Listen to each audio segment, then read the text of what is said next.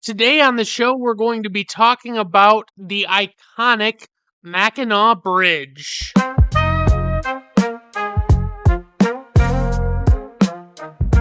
Take a trip with me, baby, let's meander. Going through so many Great Lakes standards. See the sights, highlights of Barry Sanders. Come along with the random Michigander. All right, everyone, welcome to the Random Michigander. I am your host, Brandon Griffiths, and I'll be providing a regular dose of Great Lakes state-related topics in podcast form, from history and events to locations, popular culture and sports, as well as food and drinks, and basically anything else that might help you learn more about the great U.S. state of Michigan. And today, like I mentioned, we're going to be talking about the Mackinac Bridge. It is a pretty iconic landmark. I do think that it really embodies the spirit of Michigan. I used to have to cross the Mackinac Bridge coming to or from college. I went to college in Marquette, Michigan, in the UP, Northern Michigan University. One year I had to go up there after, I think, Christmas break, and it was a bad snowstorm. And I had stopped in Mackinac City to get gas. When I was getting on the highway again, I looked up and I was like, oh, wow, that's right. I should be able to see the two towers in the middle of the bridge. They are very large and hard to miss, and of course, they were not visible. It was dark enough out that they would have been lit up, and you couldn't even see them with them being lit up. And so that was how thick the snow cover was and how bad it was coming down. And I had to just cross, and they didn't close the bridge at that time or anything. I made it across just being careful and going slow, and it was definitely a very unsettling experience for me. All right, so let's get into a little intro here. The Mackinac Bridge, also referred to as the Mighty Mac or Big Mac, which, by the way, no one on earth calls it Big Mac that I know of. Big Mac is actually the name of a popular sandwich at a pretty well known fast food chain, so that's kind of dumb to call it Big Mac. But as I was saying, the Mackinac Bridge is a suspension bridge that connects the upper and lower peninsulas of the U.S. state of Michigan. It spans the Straits of Mackinac, a body of water connecting Lake Michigan and Lake Huron, two of the Great Lakes. Opened in 1957, the 26,372-foot long bridge is the world's 27th longest main span and is the longest suspension bridge between anchorages in the Western Hemisphere. Mackinac Bridge is a part of I-75 and carries the Lake Michigan and Huron components of the Great Lakes Circle Tour across the straits. It is also a segment of the U.S. North Country National Scenic Trail, which is a very long trail that goes across the northern United States. I'm not sure if it goes up into Alaska or not, I couldn't tell you. The bridge actually connects the city of St. Ignace to the north with the village of Mackinac City to the south.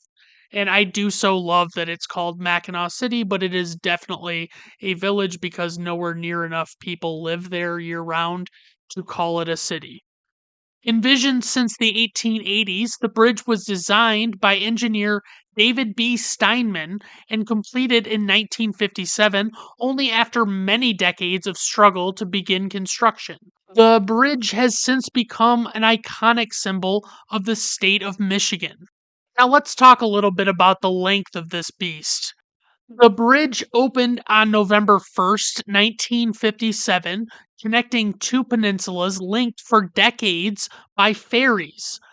At the time, the bridge was formally dedicated as the world's longest suspension bridge between anchorages, allowing a superlative comparison to the Golden Gate Bridge in San Francisco, California, which has a longer center span between towers, and the San Francisco Oakland Bay Bridge, which has an anchorage only in the middle.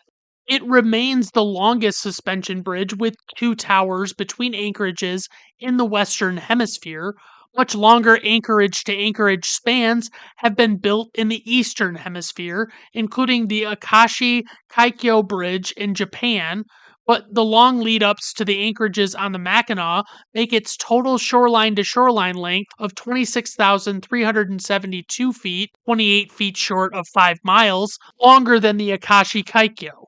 The length of the bridge's main span is 3,800 feet, which makes it the third longest suspension span in the United States and the 27th longest suspension span worldwide. It is also one of the world's longest bridges overall. Now let's dig into a little bit of history on the Mackinac Bridge. The Algonquin peoples who lived in the Straits area prior to the arrival of Europeans in the 17th century called this region Michilimackinac, which is widely understood to mean place of the great turtle. This is thought to refer to the shape of what is now called Mackinac Island. This interpretation of the word is debated by scholars. Trading posts at the Straits of Mackinac attracted peak populations during the summer trading season. They also developed as intertribal meeting places. As usage of the state's mineral and timber resources increased during the 19th century, the area became an important transport hub. In 1881, the three railroads that reached the Straits, the first being the Michigan Central, the second being the Grand Rapids in Indiana, and the third, the Detroit, Mackinac, and Marquette, jointly established the Mackinac Transportation Company to operate a railroad car ferry service across the straits and subsequently connect the two peninsulas. Improved highways along the eastern shores of the lower peninsula brought increased automobile traffic to the Straits region starting in the 1910s. The state of Michigan initiated an automobile ferry service between Mackinac City and St. Ignace in 1923. It eventually operated 9 ferry boats that would carry as many as 9,000 vehicles per day. Traffic backups could stretch as long as 16 miles away. Then we started to get some initial plans for the bridge. After the opening of the Brooklyn Bridge in 1883, local residents began to imagine that such a structure could span the straits. In 1884, a store owner in St. Ignace published a newspaper advertisement that included a reprint of an artist's conception of the Brooklyn Bridge with the caption, "Proposed Bridge Across the Straits of Mackinac." The idea of the bridge was discussed in the Michigan legislature as early as the 1880s. At the time, the Straits of Mackinac area was becoming a popular tourist destination, especially following the creation of Mackinac National Park on Mackinac Island in 1875. At a July 1888 meeting of the board of directors of the Grand Hotel on Mackinac Island, Cornelius Vanderbilt II proposed that a bridge be built across the straits of a design similar to the one then under construction across the Firth of Forth in Scotland. This would advance commerce in the region and help lengthen the resort season of the hotel. Decades went by with no formal action. In 1920, the Michigan State Highway Commissioner advocated construction of a floating tunnel across the straits. At the invitation of the state legislature, C.E. Fowler of New York City put forth a plan for a long series of causeways and bridges across the straits from Sheboygan, Michigan, 17 miles southeast of Mackinac City, to St. Ignace, using Boys Blank, Round, and Mackinac Islands as intermediate steps, which is, by the way, crazy to think that that was like an initial idea instead of just building a bridge of presumably shorter distance where it actually ended up being. Then we started to get into formal planning. In 1923, the state legislature ordered the State Highway Department to establish ferry service across the strait. More and more people used ferries to cross the straits each year, and as they did, the movement to build a bridge increased. Chase Osborne, a former governor, wrote, "Michigan is unifying itself, and a magnificent new route through Michigan to Lake Superior and the Northwest United States is developing via the Straits of Mackinac. It cannot continue to grow as it ought with clumsy and inadequate ferries for any portion of the year." Do you like my dumb Chase Osborne voice?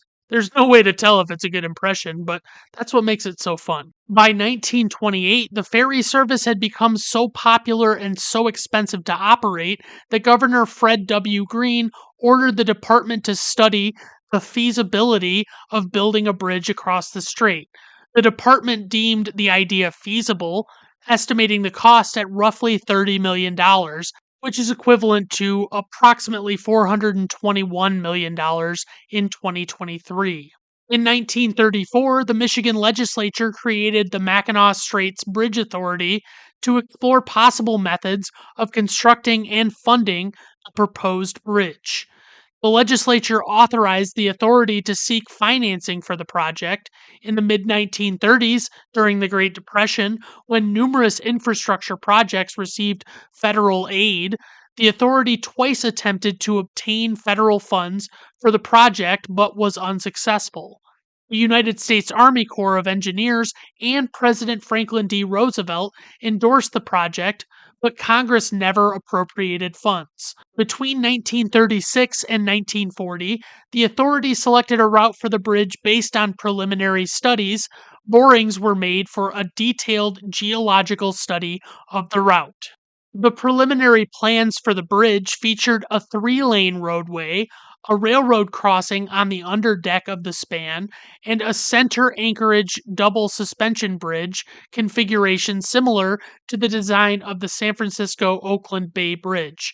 Because this would have required sinking an anchorage pier in the deepest area of the straits, the practicality of this design may have been questionable. A concrete causeway, approximately 4,000 feet, extending from the northern shore, was constructed in shallow water from 1939 to 1941. However, a unique engineering challenge was created by the tremendous forces that operate against the base of the bridge because the lakes freeze during the winter, causing large icebergs to place enormous stress on the bridge. At that time, with funding for the project still uncertain, further work was put on hold because of the outbreak of World War II. The Mackinac Straits Bridge Authority was abolished by the state legislature in 1947, but the same body created the new Mackinac Bridge Authority 3 years later in 1950. In June of 1950, engineers were retained for the project.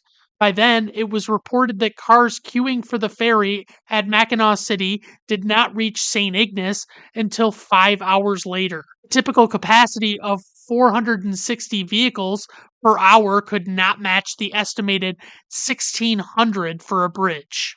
After a report by the engineers in January of 1951, the state legislature authorized the sale of $85 million, equivalent to $783 million in 2023, in bonds for the bridge construction on April 30th, 1952. However, a weak bond market in 1953 forced a delay of more than a year before the bonds could actually be issued. So finally, we get on to engineering and construction of the bridge. David B. Steinman was appointed as the design engineer in January of 1953, and by the end of 1953, estimates and contracts had been negotiated.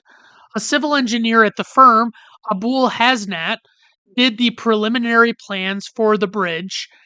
Total cost estimate at that time was $96 million, equivalent to $864 million in 2023, with estimated completion by November 1st, 1956. Tolls collected were to pay for the bridge within 20 years. Construction began on May 7th, 1954. The bridge was built under two major contracts. The Merritt Chapman and Scott Corporation of New York was awarded the contract for all major substructure work for $25.7 million, which works out to about $234 million in 2023, while the American Bridge Division of United States Steel Corporation was awarded a contract of more than $44 million, equivalent to $396 million in 2023, to build the steel superstructure. Construction, staged using the 1939 to 41 causeway, took 3.5 years 4 summers with no winter construction, at a total cost of $100 million and the lives of 5 workers. The bridge opened to traffic on schedule on November 1st, 1957, and the ferry service ceased on the same day. The bridge was formally dedicated on June 25th, 1958. G. Menon Williams was governor during the construction of the Mackinac Bridge. He began the tradition of the governor leading the Mackinac Bridge walk across it every Labor Day. Senator Prentice M. Brown has been called the father of the Mackinac Bridge and was honored with a special memorial bridge token created by the Mackinac Bridge Authority. The bridge officially achieved its 100 millionth crossing exactly 40 years after its dedication on June 25th, 1998.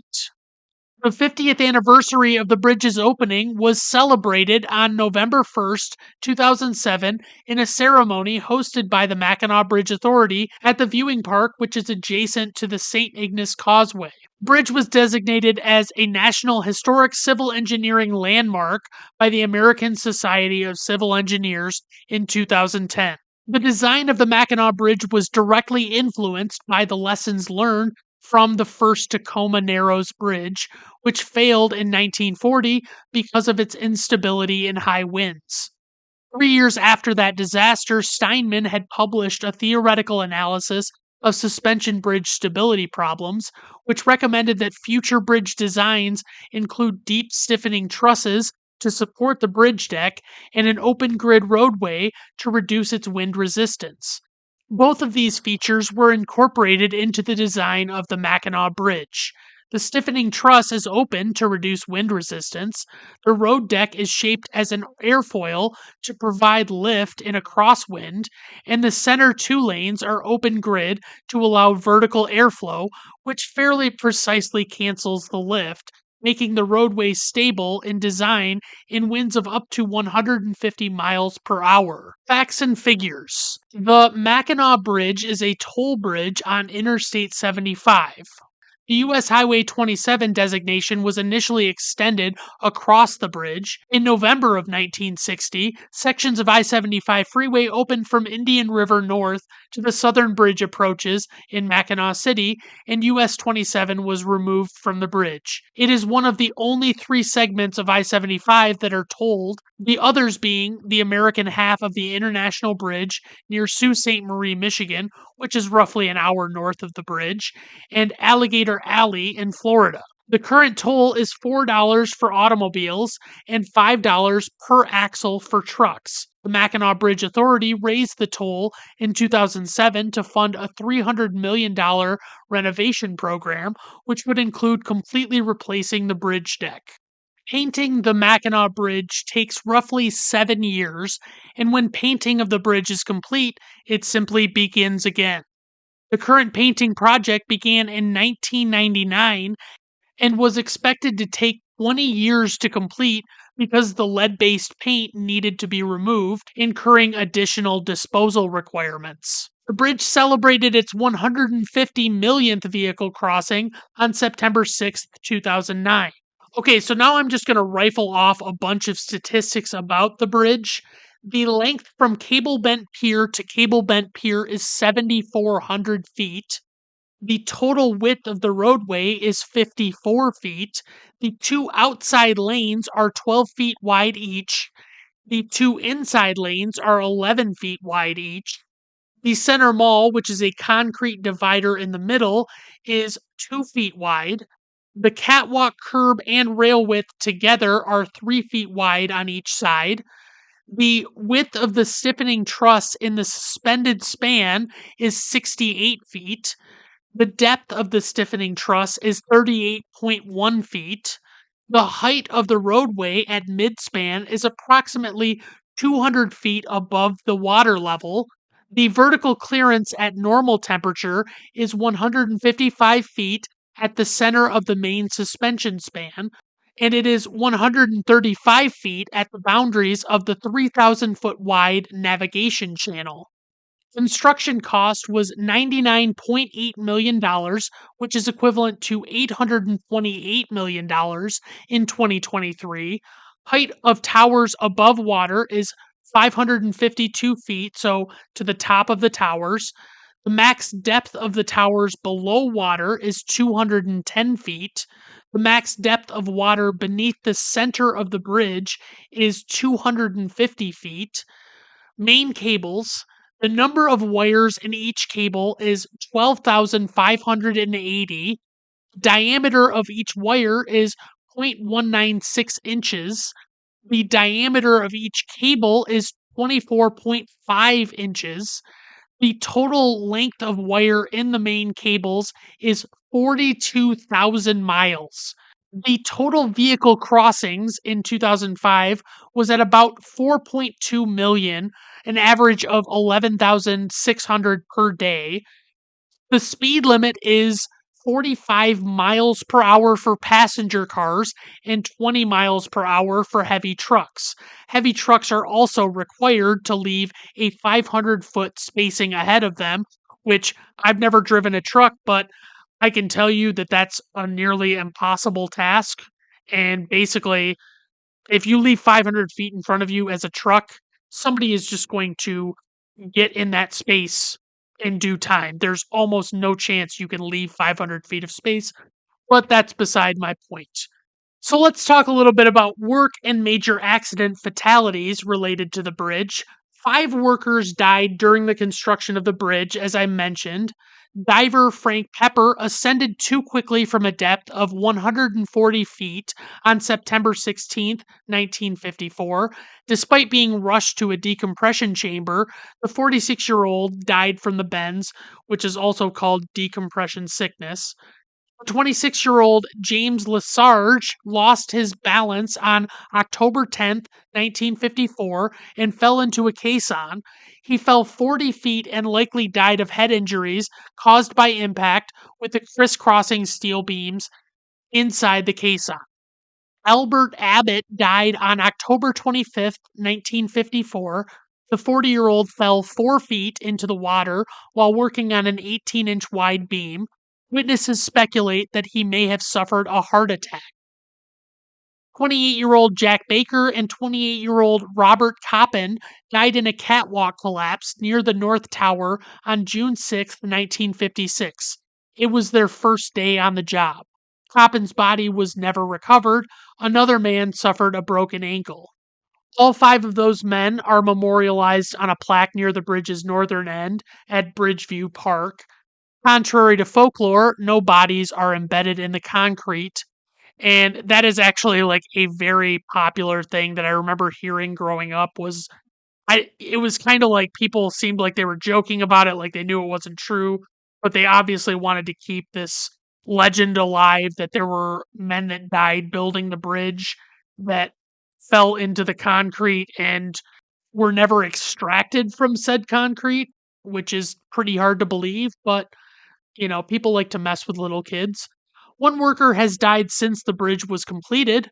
Daniel Doyle fell 60 to 70 feet from scaffolding on August 7th, 1997. He survived the fall, but fell victim to the 50-degree Fahrenheit water temperature. His body was recovered the next day in about 95 feet of water. 2 vehicles have actually fallen off the bridge. On September 22nd, 1989, Leslie Ann Pluhar died when her car, a 1987 Yugo, which, if you don't know what a Yugo is, I believe it's like about as small, maybe a little bigger than those like little smart cars that are like, they look like half a car length. Her Yugo plunged over the 36-inch high railing. High winds were initially blamed for this accident, which was not supported by recorded wind speed measurements taken on and around the bridge at the time of the accident. Later investigation showed the driver lost control due to excessive speed, and her vehicle bumped the bridge's 4-inch high median and then crossed back through the northbound lanes, hitting a curb, jumping an outer guardrail, and falling off the bridge. On March 2nd, 1997, Richard Allen Daraban drove his car, a 1996 Ford Bronco, over the bridge. It was later determined to be a suicide. On September 10th, 1978, a small private plane carrying United States Marine Corps Reserve officers, Major Virgil Osborne, Captain James Robbins, and Captain Wayne W. Wisbrock, smashed into one of the bridge's suspension cables while flying in a heavy fog. The impact tore the wings off the plane, which then plunged into the Straits of Mackinac. All three men were killed. With the exception of the annual Mackinac Bridge Walk on Labor Day, the bridge is not accessible to pedestrians. As a result, suicides by jumping from the bridge have been rare, with the most recent confirmed case taking place on December 31st, 2012. No jumps have occurred during the annual bridge walks. There have been roughly a dozen suicides by people jumping off the bridge as of 2013. Crossing the bridge. Some individuals have difficulty crossing bridges, a phenomenon known as gyphyrophobia.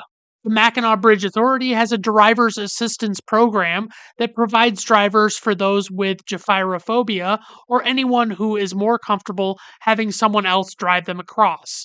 More than 1,000 people use this service every year. Those interested can arrange, either by phone or with the toll collector, to have their cars or motorcycles driven to the other end of the bridge. There is an additional fee for this service. Bicycles and pedestrians are not permitted on the bridge.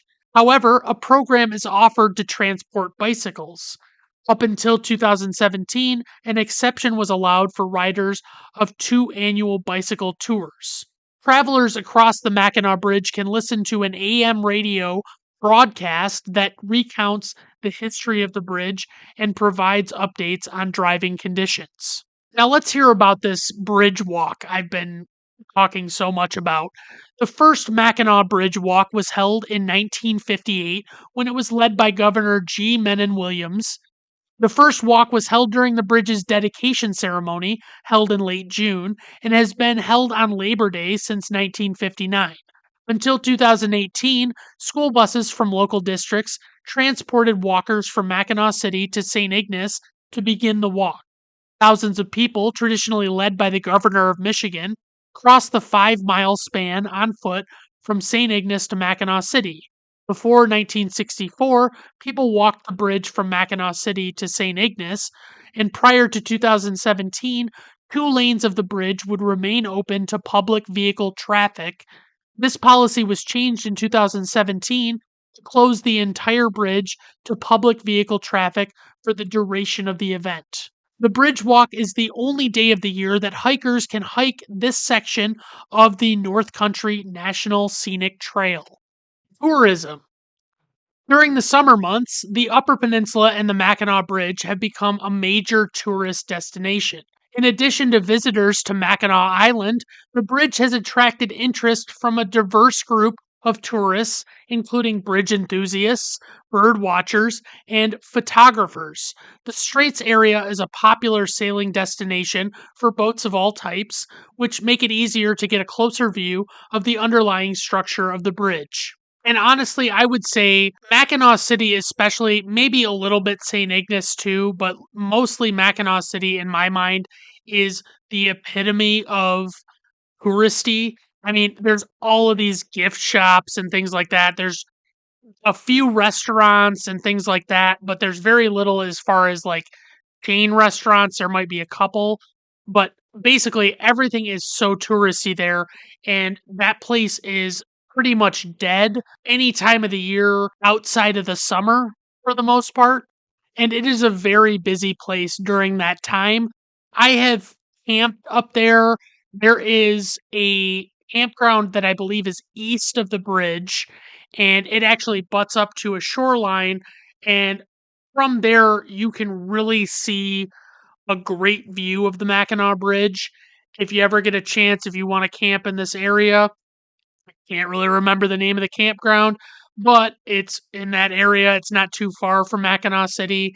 And basically, it's the coolest part. And I haven't even really talked about this, it doesn't get mentioned much, but the bridge at night is so cool. It is lit up very well, and it is just awesome to look at night. It's pretty majestic in the daytime, but the nighttime is exceptionally cool in my mind. Now, what about the Mackinac Bridge in media? On June 25th, 1958, to coincide with that year's celebration of the November 1957 opening, the United States Postal Service released a 3-cent commemorative stamp featuring the recently completed bridge. It was entitled Connecting the Peninsulas of Michigan, and 107,195,200 copies were issued. The USPS began the USPS again honored the Mackinac Bridge as the subject of its 2010 Priority Mail $4.90 stamp, which went on sale February 3rd. The Bridge Authority and MDOT unveiled the stamp, which featured a seagull's eye view of the landmark with a passing freighter below. Artist Dan Cosgrove worked from panoramic photographs to create the artwork. This is one of several designs that Cosgrove has produced for the USPS. On April 24th, 1959, Captain John S. Lapo, an officer in the Strategic Air Command operating from Lockbourne Air Force Base, flew his Boeing B 47 Stratojet beneath the bridge. Following a general court martial, he was grounded for life for the incident. A feature length documentary entitled Building the Mighty Mac, see, they called it the Mighty Mac, not the Big Mac, was produced by Hollywood filmmaker Mark Howell in 1997 and was shown on PBS. The program features numerous interviews with the key people who built the structure and includes restored 16mm color footage of the bridge's construction. The history and building of the bridge was featured in a 2003 episode of the History Channel TV show Modern Marvels.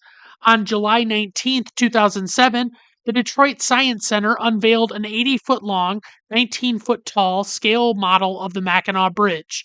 The exhibit was part of the state's 50th anniversary celebration of the bridge. Sherwin-Williams supplied authentic Mackinac Bridge colored paint for the project. The bridge and its maintenance crew were featured in an episode of the Discovery Channel TV show Dirty Jobs on August 7th, 2007. Host Mike Rowe and the crew spent several days filming the episode in May of 2007. The Michigan Department of Transportation also featured the bridge on the cover of the 2007 state highway map to celebrate its 50th anniversary. All right, so that is actually all I have on the Mackinac Bridge. This is a really great area of Michigan, just the Mackinac area in general and St. Ignace. Mackinac Island will actually probably be a completely separate episode down the road because there is a lot to talk about there. And basically, I would just say if you want to go you could make it a long weekend type vacation, or you could spend probably a week there, depending on what you feel like doing. I believe there's like parasailing and boating, obviously, and ferrying to Mackinac Island and spending at least a day or two there. I've never stayed on the island overnight. I've only gone there. I think I've only been there actually one time, and it is just a completely different world there, and I will cover that in that episode when it comes. All right, everyone. Well, thank you for stopping by and getting a little dose of the Great Lakes State with me. I am the random Michigander, Brandon Griffiths, and have a good rest of your day. Bye now.